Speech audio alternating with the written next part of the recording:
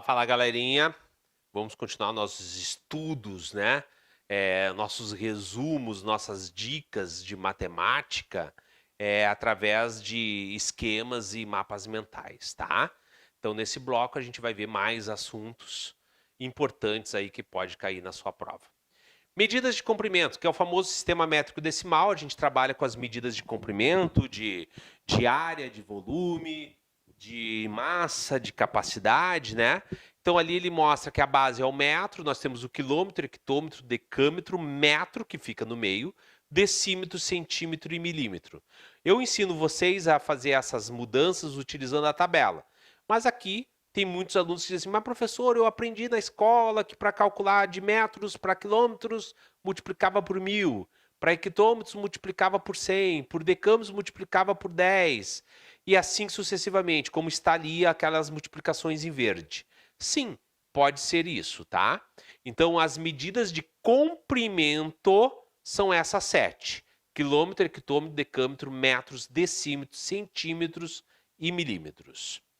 As medidas de área são as mesmas, só que elas são elevadas ao quadrado. A diferença é que eu não multiplico por 1000, eu vou multiplicar por 10 na 6, que seria, em vez de 3 zeros, 6 zeros, seria por 1 milhão, se eu fosse transformar metros quadrados em quilômetros quadrados. E se eu for utilizar a tabela, cada coluna vai 2 números em vez de 1 na área. Por que 2 números, professor? Porque cada medida é ao quadrado. Quilômetros quadrados, hectômetros quadrados, decâmetros quadrados, metros quadrados, decímetros quadrados, centímetros quadrados e milímetros quadrados. Outro tipo de medida que temos é o volume, que é a mesma coisa, só que como a grandeza final é ao cubo, é óbvio que se eu for utilizar a tabela, cada coluna vai 3 números, porque eu tenho trabalhando aqui com quilômetros ao cúbico, hectômetros ao cúbico, decâmetros cúbicos e assim por diante, ok? Importante ali no final, ó, 1 metro cúbico é a mesma coisa que 1000 litros. 1 decímetro cúbico, ali saiu o quadrado, mas é cúbico, 1 decímetro cúbico corresponde a 1 litro. Isso é importante, ok? Funções. Uma variável y se diz função de uma variável x se para todo valor atribuído a x corresponde a alguma lei ou regra para que eu ache o valor y. Dados dois conjuntos não vazios, a e b, uma função de a em b é uma regra que indica como associar cada elemento x em um único elemento y. Então, a gente chama de função de x ou função de alguma coisa. Então, quando a gente está trabalhando com funções, gente, a gente está fazendo em função de alguma coisa, ok? Alguns elementos importantes de funções. Conceitos importantes. Domínio, contradomínio e imagem, ok? Dados conjuntos A, formado pelos números 0, 1, 2 e 3. O B, formado pelos conjuntos 0, 1, 2, 3, 4, 5 e 6. Vamos considerar que a função é f de x igual a 2x, ou seja, se o x for 0, a resposta é 2 vezes 0, que é 0 também. Se o x for 1, a resposta é 2 vezes 1, que é 2. Por isso que a resposta, se o x for 0, a resposta é 0. Se o x for 1, a resposta é 2. Se o x for 2, ó, 2 vezes 2, a resposta é 4. Se o x for 3, a resposta é 6. Então, eu tenho os elementos que eu parto, que é o valor do x, tem os elementos que são a resposta e tem todos os elementos que poderiam ser a resposta. Então, o que é cada um deles? O domínio, gente, vai ser os números do primeiro conjunto. 0, 1, 2 e 3. O contradomínio é todos os possíveis números que podem ser a resposta. Podem ser a resposta. Que é o conjunto B, todo ele. E a imagem é as respostas. É os valores que eu achei como resposta. Ok? Então, com esse exemplo, fica muito fácil a gente diferenciar domínio, contradomínio e imagem. ok? Facilita muito agora o entendimento. E algumas coisas importantes, principalmente sobre funções de primeiro grau e função de segundo grau, e principalmente sobre os gráficos, né? Toda função de primeiro grau é formada pelo estilo f de x igual a x mais b. A raiz de uma função é menos b sobre a, porque eu vou isolar o x. E o gráfico, ele vai ser sempre uma reta. Ele vai ser crescente se o meu a for positivo e ele vai ser decrescente se o meu a for negativo. Se eu é uma reta, eu preciso de 2 pontos.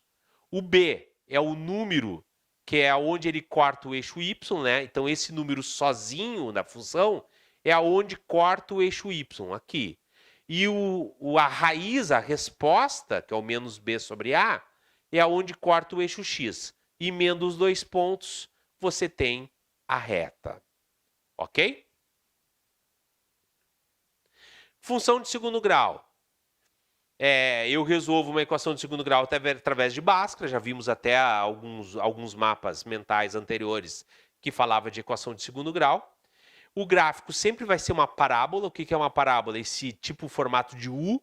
Esse U pode estar com a boca aberta para cima ou a boca aberta para baixo. Essa boca a gente chama de concavidade, né? Como é que eu sei que a boca é aberta para cima? Quando o meu A, que é o número que acompanha o x², for positivo, ele vai ser a boca aberta para cima. E quando o meu A for negativo, a boca aberta para baixo. E aonde ele faz a curva, que é o ponto máximo ou o ponto mínimo, vai depender de onde ele faz a curva, a gente chama de vértice. E o vértice nada mais é do que um ponto, né? O x do vértice é menos b sobre 2a e o y do vértice é menos delta sobre 4a. Então, ali eu tenho alguns exemplos, concavidade da parábola em relação ao delta e ao a. Quando ele tem a boca para cima, o a é positivo, a maior que zero. Todos eles, os 3 exemplos de cima. E quando o meu delta for positivo, ele tem 2 respostas, ou seja, corta o eixo x em 2 pontos. Quando o meu delta é igual a zero, ele tem uma resposta só, ou seja, ele só encosta no eixo x. E quando o meu delta for menor que zero, ele não vai encostar no eixo x. E ali ele mostra o estudo do sinal, conforme se o delta for maior que zero, igual a zero ou menor que zero, eu tenho o meu estudo do sinal, quando que ele é positivo e quando que ele é negativo. Ângulos. Agora a gente começa a trabalhar com a parte de geometria, né? Ângulos. Eu tenho aqui alguns exemplos de nomes que são utilizados. O ângulo reto é aquele ângulo de 90 graus, que eu chamo que é o encontro entre o chão e a parede. O ângulo agudo são todos ângulos menores que 90 graus. E o ângulo obtuso são todos ângulos maiores que 90 graus. Tá? 2 ângulos são suplementares se a soma dos dois der 180. E 2 ângulos são complementares se a soma dos dois for 90 graus. Um ângulo nulo é um ângulo de 0 graus. E um ângulo raso é um ângulo de 180 graus. Então é isso que eu preciso saber em termos de nomes e em relação a este conteúdo que é ângulos.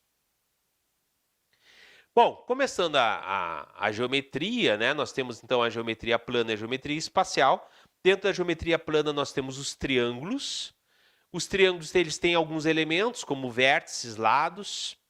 Eu calculo no triângulo a área, está ali a fórmula da área, base vezes altura dividido por 2. E também posso calcular o perímetro e a gente trabalha com ângulos internos, ângulos externos e assim por diante. Classificação dos triângulos, né? Conforme os ângulos, ele pode ser chamado de acutângulo, ou seja, tem 3 ângulos agudos. Ele pode ser chamado de triângulo retângulo, que quando ele tem um dos ângulos reto, de 90 graus. E ele pode ser chamado de obtusângulo, quando ele tem um dos ângulos maior que 90 graus, ou seja, obtuso. E ele também pode ser chamado de escaleno, quando ele tem, aqui não tem nada a ver com ângulos, os 3 de baixo, mas sim em relação aos lados. Os 3 de cima referem-se a ângulos, os 3 de baixo refere-se, os nomes mudam conforme os lados. Se os 3 lados são diferentes, eu chamo de escaleno. Se eu tenho dois lados iguais e um diferente, é isósceles. E se eu tenho três lados iguais, eu chamo de equilátero. O triângulo retângulo é aquele triângulo que a gente trabalha com ângulo de 90 graus. O estudo desse triângulo retângulo a gente chama de trigonometria, tá? E é uma das partes que mais precisa-se nesses últimos concursos em termos de geometria. Então tem que prestar atenção muito grande. O lado oposto, o lado que está do outro lado do ângulo reto, é a letra C ali, a gente chama de hipotenusa. E os outros dois, o A e o B, nós chamamos de catetos. Dentro da trigonometria, dentro do triângulo, nós podemos trabalhar com o teorema de Pitágoras. O teorema de Pitágoras é quando ele me dá do valor de dois lados e quer descobrir o terceiro lado. E o Pitágoras nada mais é do que hipotenusa ao quadrado, é igual à soma dos quadrados dos catetos. Tá? Então ele pode me dar dois lados e vai pedir o terceiro lado, e eu utilizo o teorema de Pitágoras para achar esse terceiro lado que me falta. Então sempre, pessoal, em qualquer exercício que ele não te der o valor de ângulo, mas ele te der dois lados, e ele pediu o terceiro, tu está trabalhando com Pitágoras. Agora, se ele te der um ângulo, que não é o ângulo reto, seria o ângulo A ou B, e ele der uma medida só e quer saber uma segunda medida, aí nós vamos trabalhar com as razões trigonométricas, que é as fórmulas de seno, cosseno e tangente. O seno é o cateto oposto sobre a hipotenusa e o cosseno é o cateto adjacente sobre a hipotenusa. Aí eu pergunto a seguinte, mas professor, até o slide anterior era só cateto. E agora é cateto oposto e cateto adjacente. Como é que funciona isso, né? Bom, é que agora na razão trigonométrica eu tenho que ter um sobrenome para esses catetos. Se o ângulo que eu estou trabalhando, por exemplo, é o ângulo A, o ângulo A está aqui em cima. Ó. Esse aqui, o Z, vai ser a minha hipotenusa, sempre, porque ele é o lado oposto ao ângulo reto. Meus catetos é X e Y. Se o ângulo que eu estou trabalhando é o A, o lado oposto é esse aqui. Então, esse aqui é o cateto oposto. E este aqui é o cateto adjacente. Agora, se eu estou trabalhando com este ângulo aqui, o B, aí é o contrário. Aí o cateto oposto é o X e o cateto adjacente é o Y. Tem que cuidar isso aí. Tá? Ele dá o exemplo aqui, ó, de seno, cosseno e tangente, se for o ângulo A ou se for o ângulo B.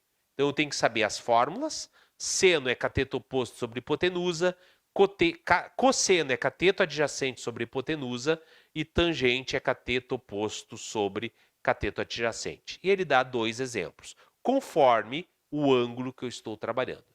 Faz o desenho, coloca o ângulo no lugar certo. Ah, professor, eu coloquei o ângulo no lugar errado. Você errou a fórmula, porque por isso que ele mostra ali o seno, cosseno e tangente do ângulo A e o seno, cosseno e tangente do ângulo B, que são cálculos totalmente diferentes. Tem três ângulos que eu sou obrigado a saber os valores, que é o de 30, 45 e 60, tá? E aí ele mostra ali o seno, cosseno e tangente do 30, do 45 e do 60. Se cair um desses três ângulos, dificilmente a banca vai te dar o valor de seno, cosseno e tangente. Os demais ângulos, a banca é obrigado a te passar o valor de seno, cosseno e tangente.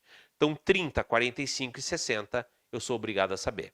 Seno de 30, 1/2, cosseno de 30, raiz de 3 sobre 2 e tangente de 30, raiz de 3 sobre 3. Seno de 45, raiz de 2 sobre 2, cosseno de 45, raiz de 2 sobre 2 também, e tangente de 45, 1. E seno de 60 é raiz de 3 sobre 2, cosseno de 60 é 1/2 e tangente de 60, raiz de 3. Dentro da geometria plana, nós vimos então os triângulos, agora nós vamos ver os outros elementos, os outros polígonos. E os principais são os quadriláteros, são aqueles que têm 4 lados.